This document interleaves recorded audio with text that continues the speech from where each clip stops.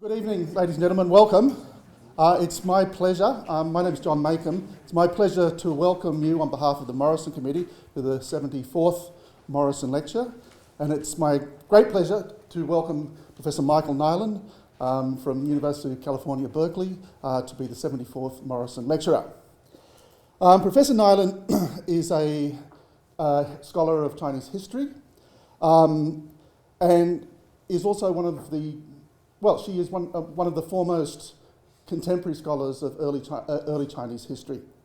Her interests span aesthetics theories and material culture, religious beliefs and intellectual history, with a particular focus on socio-political context. She is also a prodigious writer. A selection of particularly important titles includes, very recently, Exemplary Figures, a complete translation of Yang Xiong's Fayan, Yang Xiong and the Pleasures of Reading and Classical Learning, Lives of Confucius, Early Chinese Empires in the Cambridge History of China series, the 5 Confucian Classics, and Yang Xiong's Canon on Supreme Mystery. The list goes on. I won't continue, but these are particularly important works. Michael is also co-editor of a very important translation series, Classics of Early Chinese Thought, which is like the Chinese equivalent of the Loeb Classic series. 40 years ago, historian of late imperial China, Frederick Mote, published an influential essay on the urban history of the city of Suzhou. Some of you may be familiar with this essay.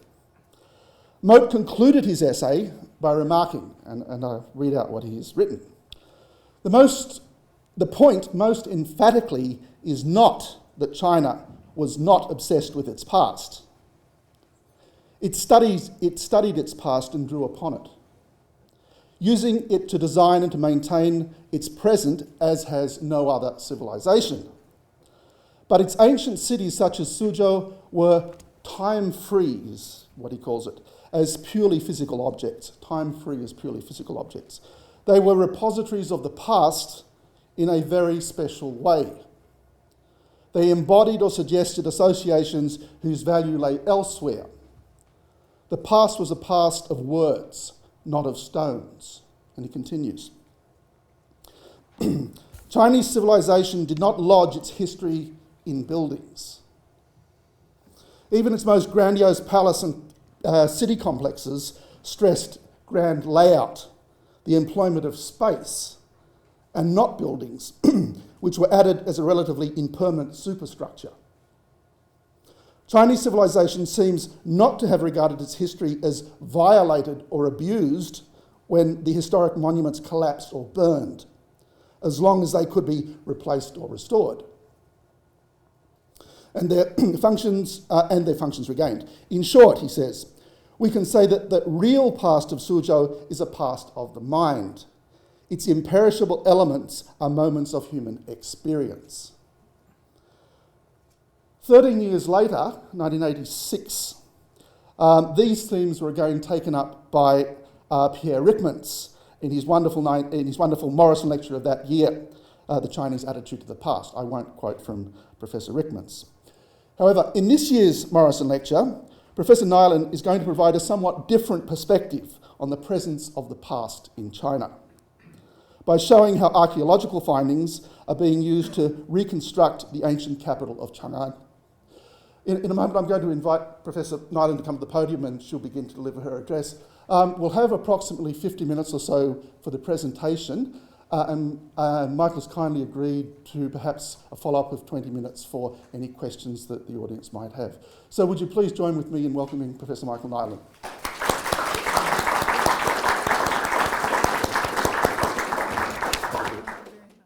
I wanted to, first of all, thank my generous hosts at ANU, at the Research School for Asia and the Pacific. And in particular, I want to thank John Makem, Ben Penny, and Duncan Campbell for a very warm welcome to the campus. I won't spend much time saying how grateful I am to be given this honor of being a speaker in the Morrison Lecture Series. Without further ado, I'm going to begin by providing, in a thick description, one of the two greatest cities of the classical world, the Chinese capital of Han Chang'an, which it occupied from 206 BC to AD 8, which was nearly 3 times the size of Rome, nearly 4 times larger than Alexandria, and 17 times bigger than Byzantium.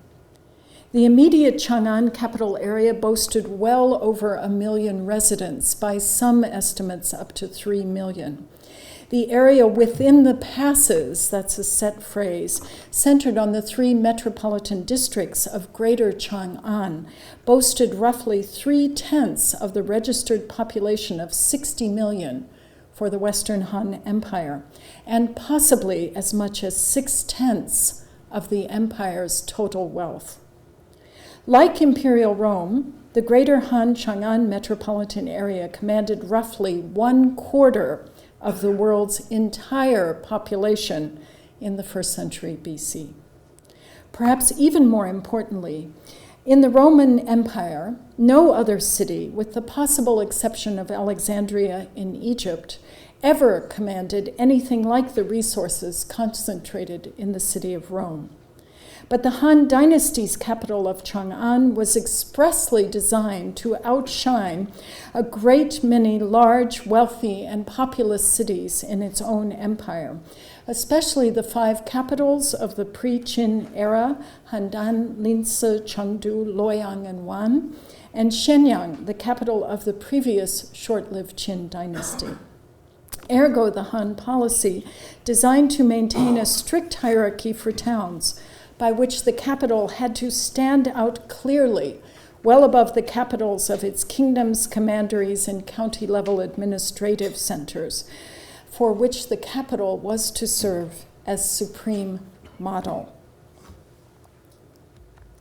The main outlines of Chang'an City and its environs are well established, thanks to excavations since 1949 that, as of 3 years ago, had uncovered 5,300 major sites, with most sites comprising multiple tombs or foundations of above-ground structures. One Han Chang'an archaeologist last March spoke to me of personally excavating over 2,000 tombs in a single year, though I have no idea what excavation could mean in such situations, probably salvage archaeology of the crudest sort.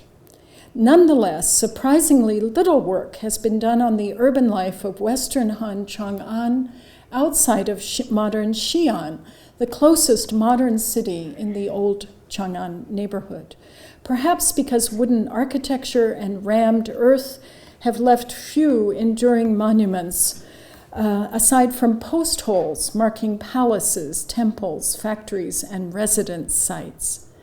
Nonetheless, since more literary records exist from this era than from any era prior to the Northern Song, the 10th and the 11th centuries AD, studies correlating the archaeological and literary records can achieve what is hitherto unprecedented in early China studies: a richly textured and fully annotated microhistory of 2 centuries in the capital region, although I have a sharp focus upon the 3 decades of Emperor Cheng's reign from 33 to 7 BC, when the Han capital flourished brilliantly before it was partially razed in AD 23. My own recent work sees Chengdi's reign as a pivotal reign in the history of the Chinese Empire, a period of major religious, social, institutional, and political reforms. It was also when the 3 foremost thinkers of Han, Liu Shang, Liu Xin, and Yang Shong, were hard at work making an imperial library, producing the precursors of the books in all fields of knowledge that we hold in our hands today. Judging from contemporary accounts written by Liu Shang about his work, the scale of the activist editing going on during the period 26 to 6 BC suggests that many of the master texts we routinely identify as warring states or pre-Qin texts, texts like the Zhuangzi and the Guanzi, were substantially reconfigured for Chengdi's court. The scope of the changes that took place during this period have convinced some scholars, myself included, to locate the classical turn toward Confucian learning, once confidently ascribed to the reign of Han Wudi, 141 to 87 BC, instead to Chengdi's reign, 33 to 7 BC. That a book-length treatment of the Han capital is long overdue is clear from a rough comparison of studies of Rome and the Roman Empire with those devoted to the Western Han center of power. In the main libraries of the University of California at Berkeley, for example, some 7,635 books in Western languages, nearly 5,000 of those in English, take classical Rome as their main subject. By contrast, only a handful of books, 25 altogether and none in English, examine Western Han Chang'an, even though that capital governs slightly more of the world than the Roman center.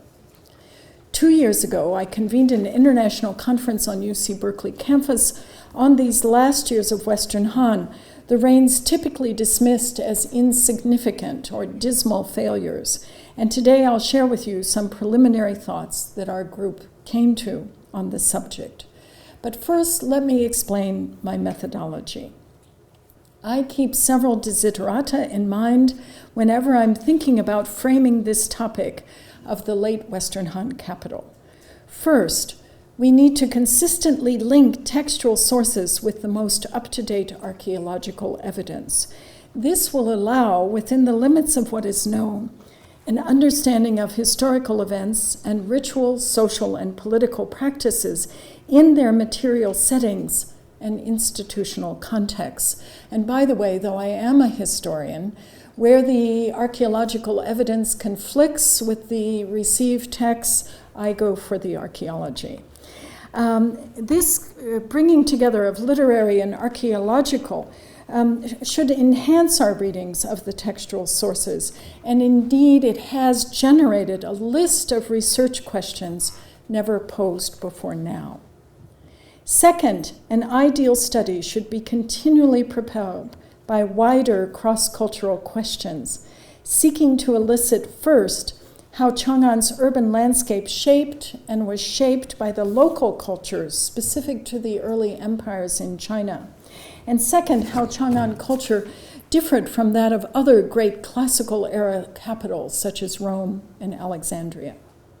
Third, the study I've been conducting approaches Han Chang'an not merely as a repository of artifacts, but as a site carefully constructed for practical, theoretical, and rhetorical reasons to impress the new political, social, economic, and ritual order, not only upon those residing within or near its walls, but upon those living within and beyond the borders of the empire.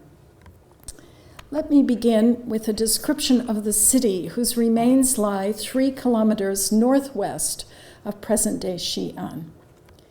When looking either at the old maps of the city or at modern images of the major archaeological sites, and I put on a GIS and a regular site, the observer is struck immediately by 4 features of Han Chang'an. First, the size of the city. As you could have seen in the earlier one, it's larger than modern Xi'an. Second, the density and prominence of its walled enclosures, wall within wall within wall. The dominance of the palace structures within the city, and the density of cult sites surrounding the city. The capital of Chang'an was built in 3 stages, the first of which began even before the Han founder had fully unified the country in 2006 BC. An impressive capital was deemed the best advertisement for a new regime, as the first Han chancellor, Xiao He, realized. An impressive city it was, though most of its scale and grandeur, not to mention the speed with which it went up, was due to the fact that the Qin foundations and palaces had survived the transfer of dynastic power. Chang'an Palace itself was built at the site of a Qin traveling palace, that means a palace outside the main palace, the Xinglo Palace, in the outskirts of the Qin capital of Shenyang, and the front audience hall of the Weiyang Palace took advantage of the site that had been the extensive Epangong site in the Shanglong Palace Park, built south of the Wei River by the first emperor of Qin when he found his own capital was getting too small to hold him. Suffice it to say that Li Lingfu, an important historical geographer and expert on Han Chang'an, says all of the Han palaces were built on the foundations of the old Qin traveling palaces. People tend to talk about Han Chang'an as if it were a stable site, since it was surrounded by the end of Huidi's reign by walls. But there were major internal changes, as a comparison of various images on the screen will show.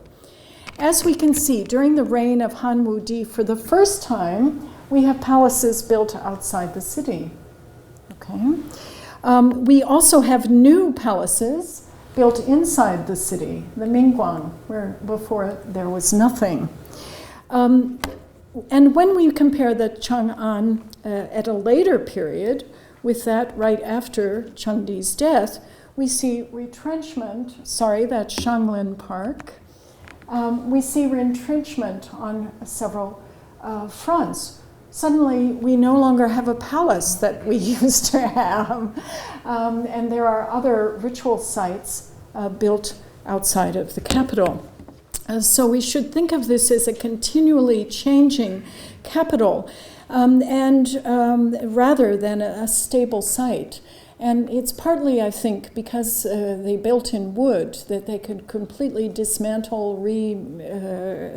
situate things in other places. But regardless of who is right, wait, I want to go back here.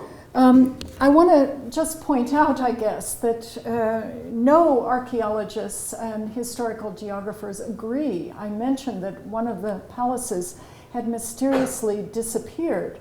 Well, another archaeologist says that this Chang'an Palace should never be that big, that you would never have a full road running right through the middle of a palace, and that the Mingguang never disappears, and other things are differently cited. There's supposed to be an armory there. He would say, no, instead of an armory, we have the mansions of nobility. And so a lot of this map is changing as we speak.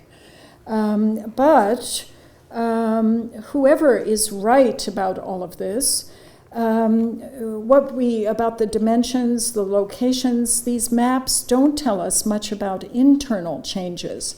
Really, I would like to impress upon you, and I'll do it again once more later on, how marvelous these palaces were.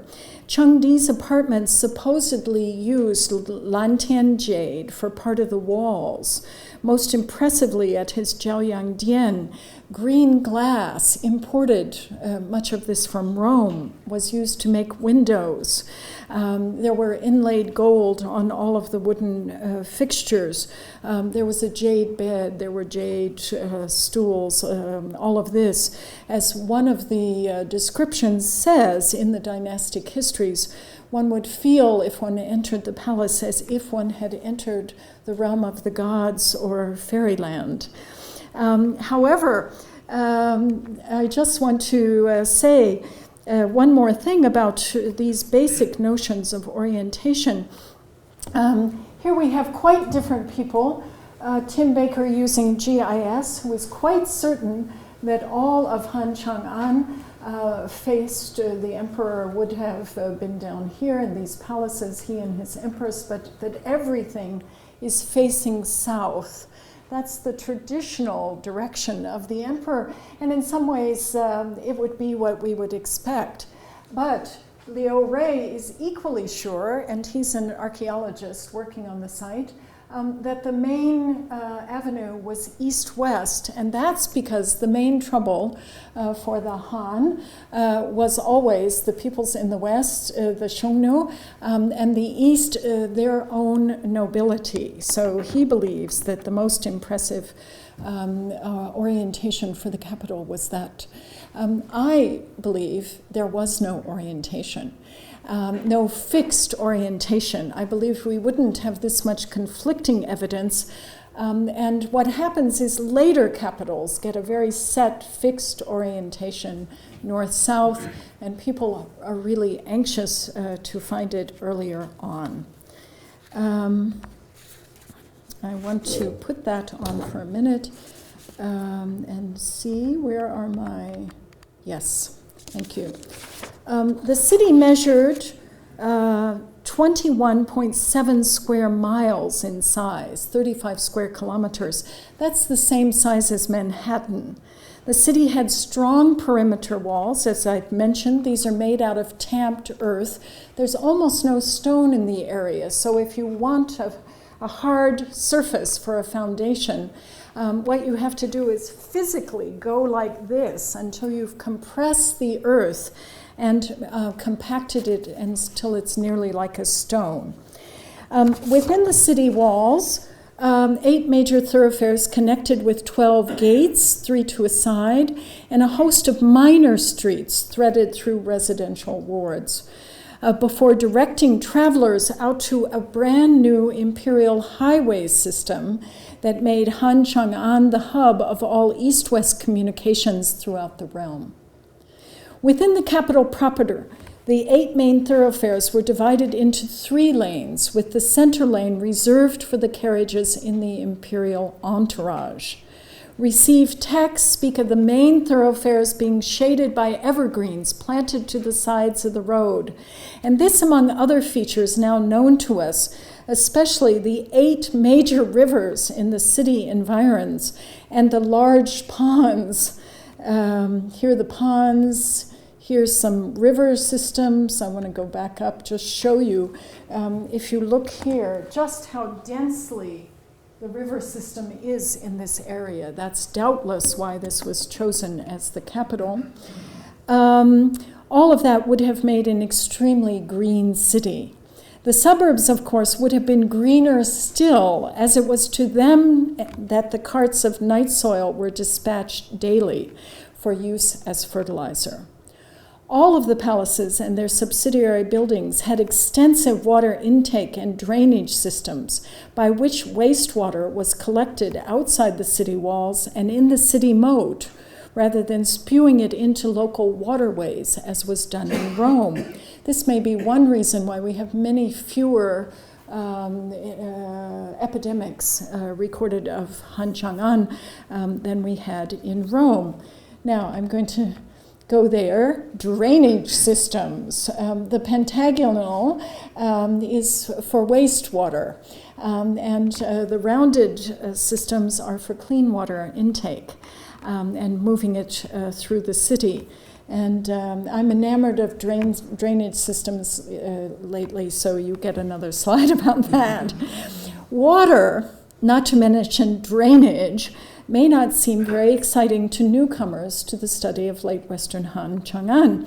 But we should remember that in the case of Rome, in the 1st century BC, visitors to the city were not particularly impressed with Rome's magnificent buildings, because buildings like those could be found throughout the Mediterranean.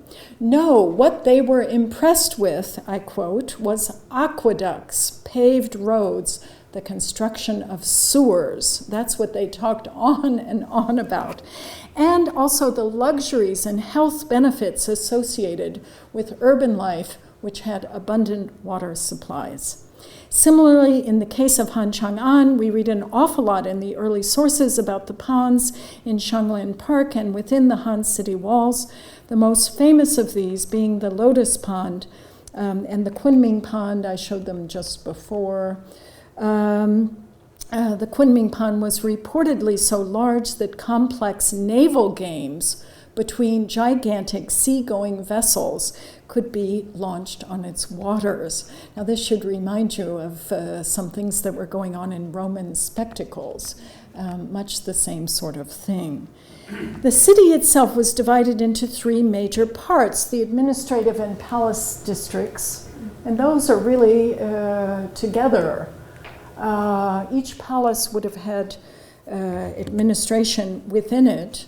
The markets, the West Market and the East Market, and the 160 residential wards, presumably here and here and here, further subdivided into 800 administrative subunits.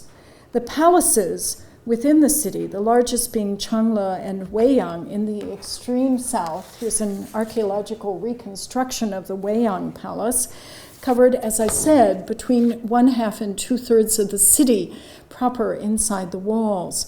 The enclosure walls built around the palaces eventually stretched 22 kilometers, or nearly 14 miles.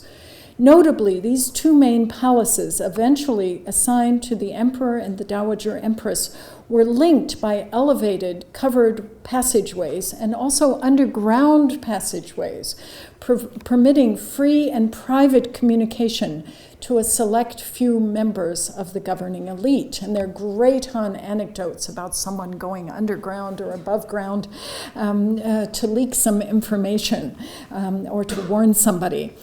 The city in AD 2 had some 80,000 registered households with 200 persons, registered persons. This was not a census, this was a tax registration. A figure that seems incredible shoved into that little space that's left after the palaces, unless we recall that the administrative and palace precincts also included residences for nobles, many with prisons attached, libraries, dormitories for officials of senior and junior rank, armories, treasure houses, barracks for guards and jailers of Chang'an City. The luxury of the imperial palaces and noble homes were equally remarkable if we trust literary records like the Tu Capital Fu or the excavated pottery models such as this one, Lao Dao Se, which was found in the Chang'an area.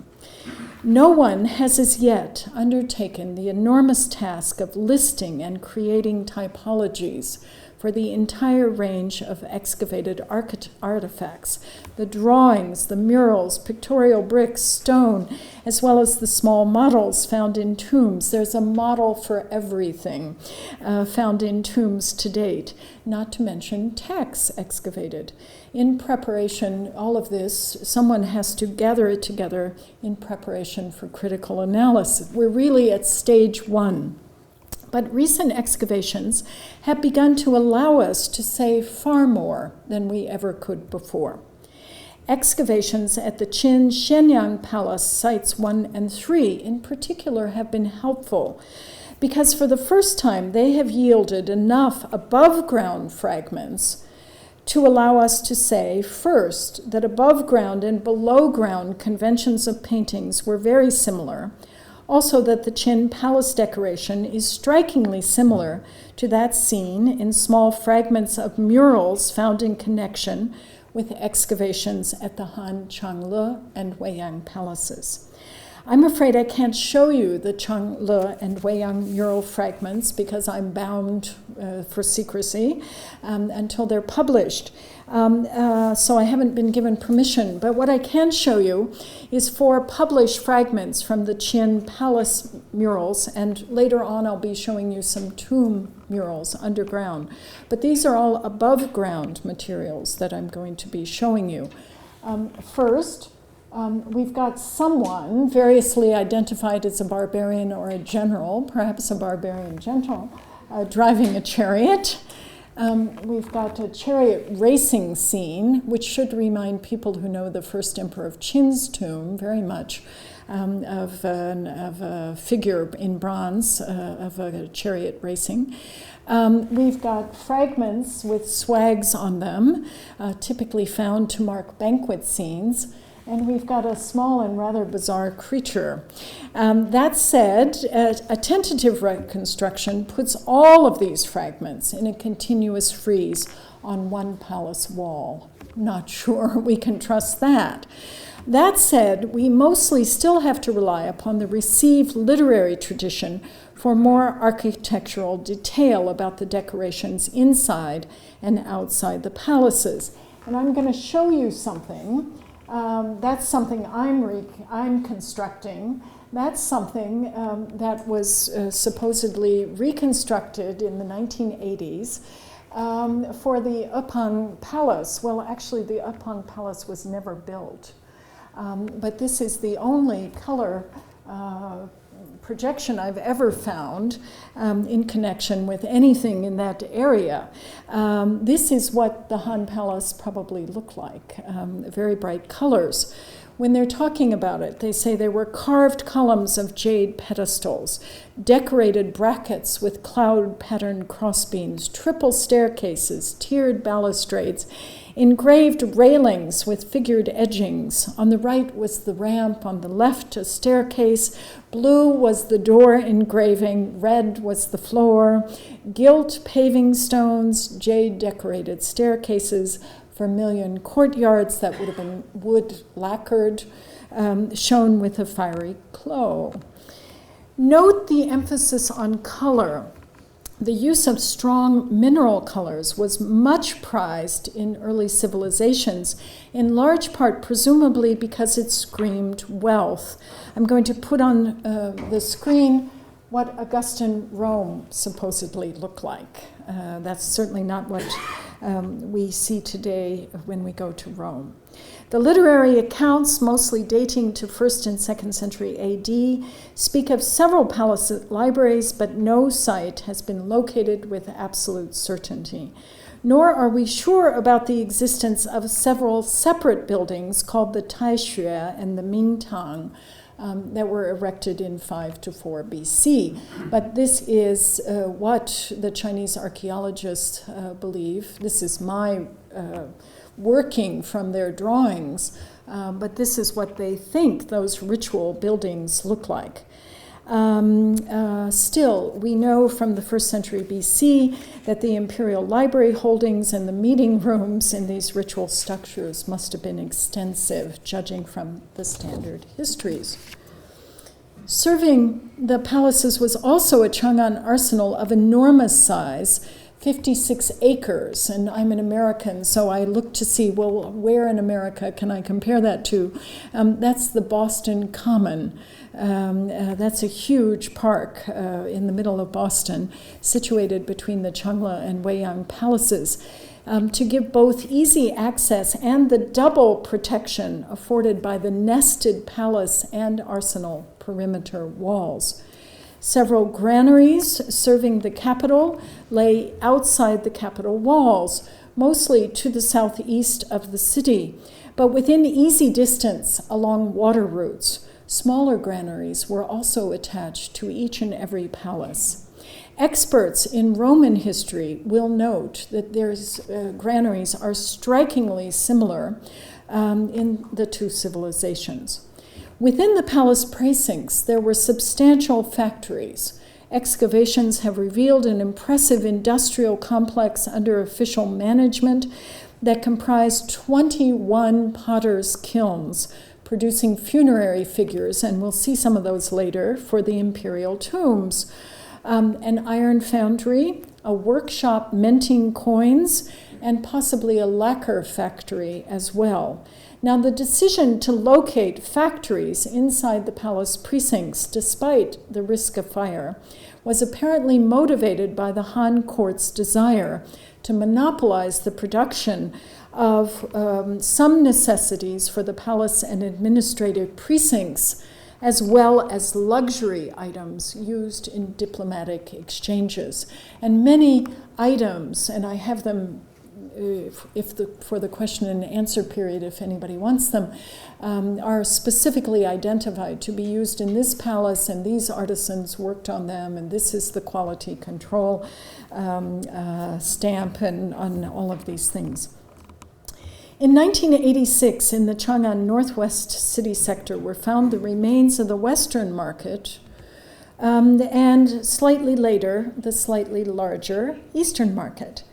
We know that market supervision was strong and extended to strict price controls during the Han.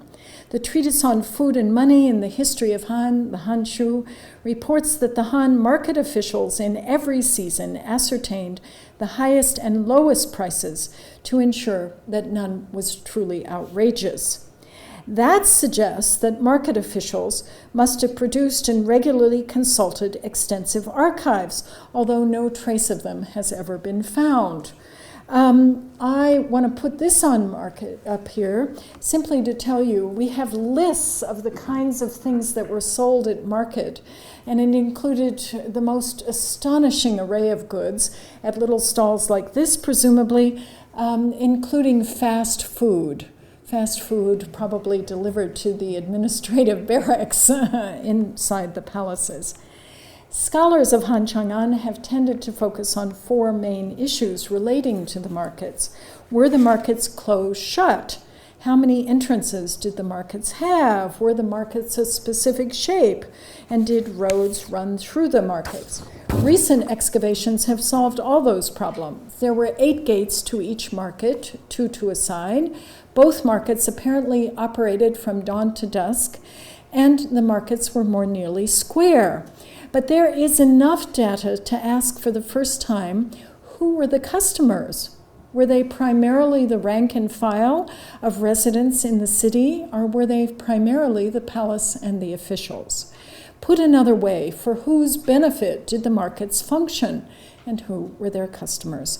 The Taiping Yulan preserves an early fragment of a text that claims the merchants lived there. And I put back on this, this is from a Sichuan tomb tile from a later period, but this is, if we can extrapolate from such materials as this, perhaps merchants lived over permanent or semi-permanent stalls.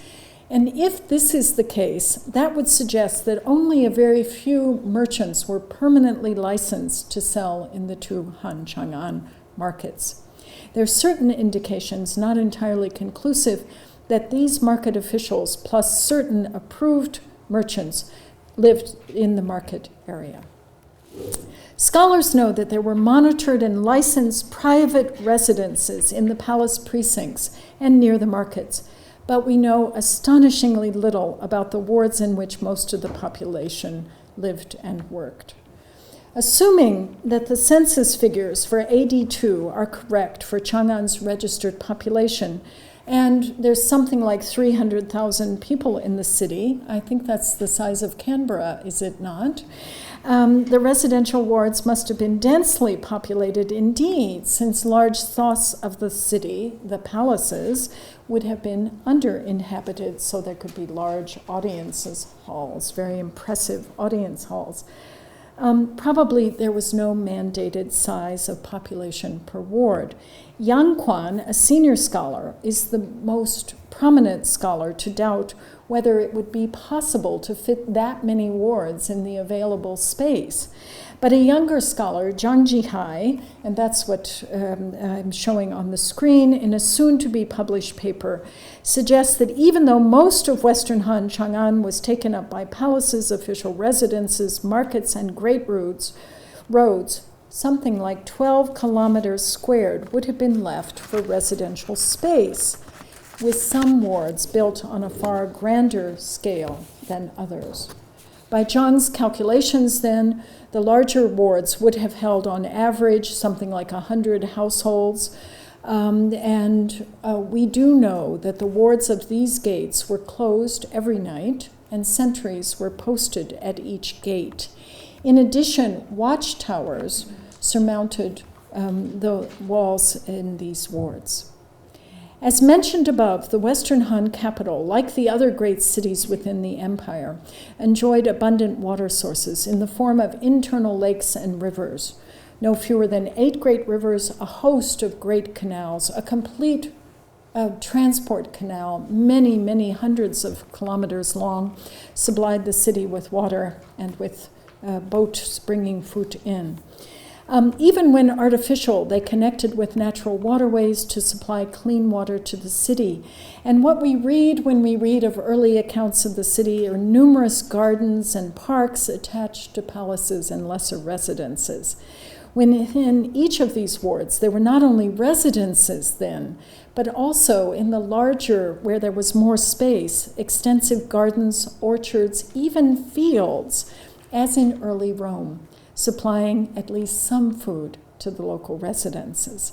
The level of sophistication in the economic institutions, as well as the level of artistry in luxury goods, was on a par with or better than elsewhere in the classical world, including Rome. Luxuries of all sorts are attested by the splendid finds made in Chang'an area within the last 20 years, including a splendid mural of a horse carriage, murals of the night sky with constellations, fantastically beautiful. Others showing men and women at banquets. This is especially important for gender history because no women are ever shown behind a screen in any of the murals.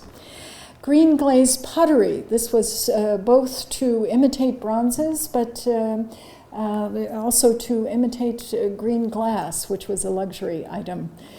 So it both imitates verdigris, but has a nod to the green glass from Rome. And lacquers in silk, in particular, fed the local economy. Cemeteries and ritual sites were almost always situated outside the walls, one major exception being the Gaomiao, temple to Gaozu, inside the capital city walls. And I really should have inserted it, it's such a spectacular image. I think I have it in the extra ones afterwards. The emperor's, a large puppet would have been dressed up in the emperor's clothes and robes and crown and paraded through the city once a year. The location and frequency of visits to cult sites, both most of them outside the city, duly noted in all our sources, allows us to begin reconstructing the uses to which various emperors put the city. Emperor Wu, for example, seems to have spent most of his time on the road. And this is really where he went. It's all over the map. He spent most of his life until his last decade on imperial progresses, and also we learn searching for an elixir of immortality. In the last year of his, more or less from 91 to his death in 81, he lived outside the palace walls in a palace in Chang'an Park because his own bureaucratic ministers were so angry at him, he was afraid to go back in. Some of the important cult sites, I want to next show you. By contrast, Emperor Cheng rarely ventured outside of the capital, except for a few mandated visits to the cult sites of the ruling house. And what we're seeing, if you look at that box, let me show you where that box is, right here. Wudi was down here, up here, over there. This is where Chengdi is going. He's really barely ever going much outside the immediate capital. Some of the important cult sites were located in or near the various mausoleum towns encircling Chang'an, which represented incredible concentrations of wealth and political power. That's what mausoleum towns look like, and as you can see, most of them, this is the Wei River, this is Han Chang'an. Most of the emperors are clustered up here, but there too, actually, not well indicated over in that area. Chongling and Maoling, two of these mausoleum towns, boasted nearly as many inhabitants as registered inhabitants as the capital city, according to the treatise on geography and the history of the Han, and possibly a great many more, because slaves and indentured servants never figured in the total counts in early imperial China. Each walled mausoleum town with its associated ritual complex, and that's what we're seeing here, a ritual complex with various buildings around it, outside that immediate perimeter wall, boasted, in addition to the graves of the emperor, empress, consorts, and empress dowager, the graves and associated burial pits of prominent ministers, successful generals, and others who had achieved imperial favor. And one of these imperial mausoleums, they have found to date 400 accompanying burials, many of them with small mounds marking them, some of them with large mounds marking them. The mausoleum's town's high status or wealthy population had originally been forced to move to the capital environments by the throne so that the throne could supervise these wealthy and powerful people. But gradually the chief residents of those mausoleum towns became both the makers and enforcers of Han policy, as powerful as, or even more powerful than, the emperor himself. By contrast, conscript and convict laborers who worked on the mausoleum towns and their related industries lived and died there in comparative poverty, as seen in cemeteries such as the one excavated recently at Yangling. Extensive excavations at one mausoleum town, Yangling, have given us a much clearer idea of how people lived around the mausoleum complexes of their deceased emperors. And I just want to show you some things. This is, the tomb has not, I should not have put Jingdi's tomb, although Yangling is Jingdi's tomb. None of the imperial mausoleums have been excavated themselves. What has been excavated is around them. And so this is a burial pit around Jingdi's tomb, and they have excavated pit after pit of this kind of thing. Now, these figures may not look very impressive to you, but I'm sorry, I'm doing the wrong thing. Especially because a lot of people know the terracotta warriors, which I put on the screen for contrast. But when you consider that all of these wooden figures had articulated parts, they were all gendered. They come male, female, and eunuch.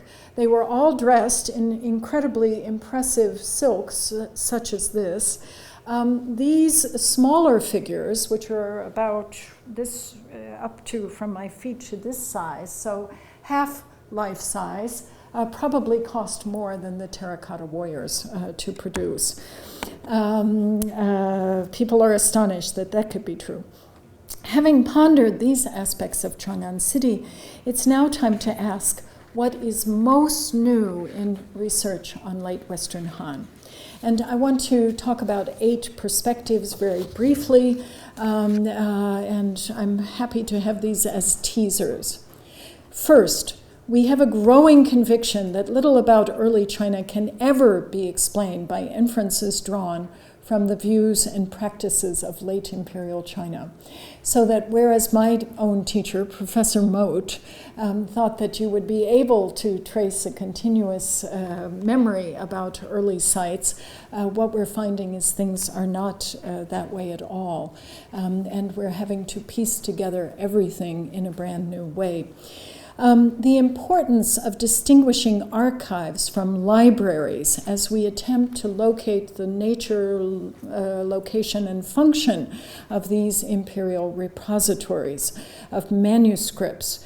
I want to explain what is the difference between an archive. We know that throughout early history in China, people had archives. Those are administrative documents. They're maps, they're population registers, they're that kind of thing. They're things that are needed of immediate use. And what we also find in excavations is that those documents were thrown away immediately. And that's true from Shang Dynasty, the oracle bones, all the way until late Western Han.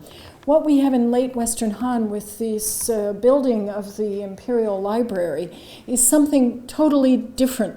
It's a true library, and what a true library is the older the better, the least immediately practical, It's not those books will never be consulted, but often they are gathered without any idea of how they will be immediate use to the throne. That's what a library is.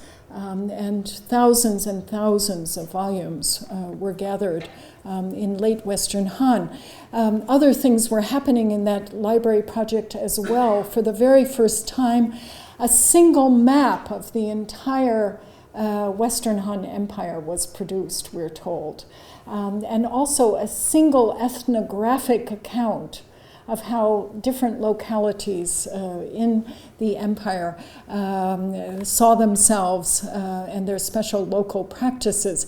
And finally, there was a first attempt at a comprehensive a dictionary that would preserve especially archaic and outmoded expressions that were from the outlying districts in the hopes that they might shed some light on classical sources. But at the time they're gathered, no one knows whether they're going to shed light or not. Okay, so moving on from archives and libraries, what we have seen earlier is that we can begin to think. When I was in graduate school, we thought all emperors used their capitals in exactly the same way. We know from Rome that it was Augustus who, for the first time ever, showed himself in front of a temple to address the people. Before that, all rituals were inside the temple and never seen by anybody. And so we're beginning to ask intriguing questions about when the emperor showed himself and under what circumstances. There's a wonderful description of a banquet of 3,000 people where the emperor showed himself and everybody was allowed to take whole dinner sets home for party favors. So the level of gift exchange is really great. Now, another thing is Roman historians have all assumed that the Roman Empire could never have maintained any degree of cohesion were it not for Roman coins and Roman statues of the emperor in every single square. But the Han court knew of Roman coins. Lots of them were coming in to pay for that silk. They looked at them and they said, how strange that an emperor would let people finger the head. No, we're not going to do that at all. And so we must ask, what is it that gave people a sense in quite disparate parts of the empire that we're a single empire? And what I would like to suggest is, I think it's these wadang, which were on every single public building and on every single public watchtower, so security center, had these wadang on them. Fourth, a new perspective is that we used to assume all of Chinese was autocratic. That was the continuous political system. And what we have now discovered, and this is actually mostly by being forced to go back and reread our received sources more carefully, is that the Han court was composed of many groups engaged in what we must call consultative government. The emperor by precedent was not to initiate policy. He could convene a meeting by precedent at which distinguished officials were invited to attend, and then he was bound, in most cases, by majority rule to abide by the decision of his court. This is hardly autocratic. Judging, based on Rome, if autocracy in the thumb is not holding people down, we need to decide what was holding people together at the highest levels of the elite. The scholarship on Rome used to be quite moralizing, and it's given that up. We are beginning to give it up in Chinese studies as well. We're beginning to not think that the influence of females in government was such a terrible thing. It seems to have been perfectly expected until the end of Eastern Han, when different factions started killing each other. Then we've got some problems. But based on excavated texts, we know that women had quite a lot of power in the Han period. But how were these elites, including women, how did they come together? And what we find is that there are 4 different types of elites, sometimes overlapping in the Han period.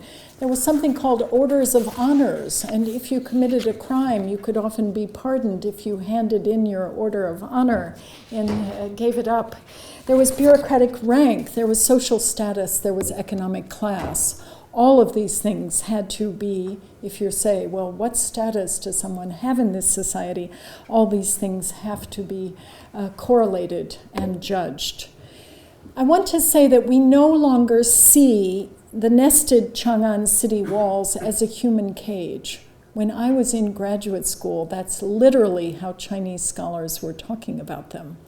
And recent research into Han Dynasty, Western Han religion and philosophy suggests that most early residences found wards locked at night preferable to disturbances by vagrant population and attacks by robbers. Now, these may not look like much to you, but these are 5 gods from Baoshan, and these are what you put in your pocket when you were traveling, because a total of 288 days of the year were inauspicious to travel outside your own neighborhood, and yet a lot of people had to travel. 6, I'd like to draw the attention to the very high estimates for urbanization in the Western Han Empire. If we take these population registers, and that are not censuses, but are population registers of taxpayers, we have a rate of urbanization of 27%, a rate far higher than for China in 1949. And just about double the figure given in up-to-date research on the Roman Empire. Now, we all know that Jesus of Nazareth had to go to Bethlehem to register himself, and so it's quite possible that people from nearby are moving into the cities, but people were living in great proximity to rather large cities throughout the empire. And so what we also see, if we compare various documents that we've got, one from Yinwan in late Western Han with an AD 2 census, we also see a phenomenal growth of mid-level cities from the time of Gaozu, the Han founder, when there were 800 county-level cities. And by the end of Western Han, there were 1,500, and these are major sites. These show very high concentration of resources and high-ranking officials moving out all over the empire to man these cities.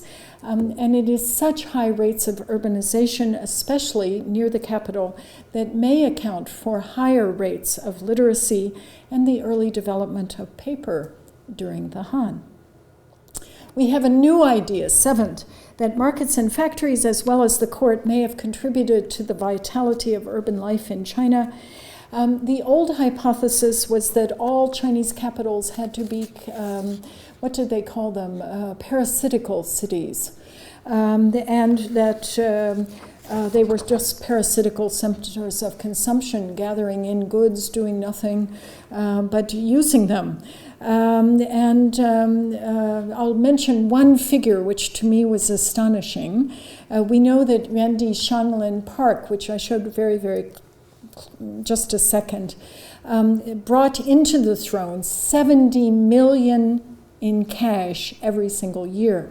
This was a stupendous sum, enough to pay for the entire border defense in the northwest against the Xiongnu. What is happening is parks and places within the city and factories, all of these things are making this an enormous center of consumption. And so when Sima Qian tells us that 6/10 of the empire's wealth is in the Chang'an area, maybe we have to believe him. The last thing I want to mention, and then I'll just walk you through one more beautiful tomb and I'm done, is we really need to spend more time exploring the dynasty's provision for social welfare. and the Han throne's aspiration to promote a massive land reform program. The government of the late 1st century BC set up no fewer than 200 massive residences to house people in 5 different wards. And excavated laws provide for land to be distributed to commoners of all rank. The empire also, during bad times, the emperor lent out money and forgave those loans. One eminent scholar of early China called the Han a proto-welfare state, and he was not far off. And now I just want to walk you through this beautiful tomb that dates to late Western Han. It's been relatively well publicized, but recently only, and I was fortunate enough to be one of the last people to visit it before they closed it over. The importance of this tomb for gender history is indisputable. As I said, the women are always before the screen. There's no indication they're ever behind. They're also out riding with their men during the hunt. There's more. The tomb shares with all these late Western Han mural tombs in the Chang'an area a spectacular mythological ceiling. Because I already showed you a mythological ceiling, I'm just going to show you one of my favorite guys, a feathered immortal. And we're pretty clear that those wings probably came over through from the Mediterranean into Han Chang'an. I just want to point out the extraordinary beauty of the line drawings and the vibrancy of the colors used, because these have faded over time, so they were even more spectacular in the beginning. Unfortunately, all but one of the major mural tombs that has been found in the last 10 years that date to Western Han has been looted. So there's only a relatively small selection of grave goods in association with each of these sites. But we now know these are not even the mural tombs of the people at the very top of the elite. Quite some time ago, a Shandong archaeologist, Zhang Yingju, suggested in a paper that the highest-ranking tombs in Western and Eastern Han had silk hangings on the walls. And so the walls were all very plain stone rather than painted murals. So it goes plain walls with silk hangings, next level down, painted murals, next level down, mass-manufactured pictorial stones. So what our eye is drawn to is not necessarily the right thing. But from another tomb, I just want to tell you, I'm often told that Chinese don't care about family life. Of course, this is totally ridiculous. And what we're beginning to see is tomb after tomb, where we see these really wonderful scenes. A mother here, you can barely see it, but she's embracing one child and leading another along. Okay. I'd really like to stop there. You've been an incredibly attentive and patient audience.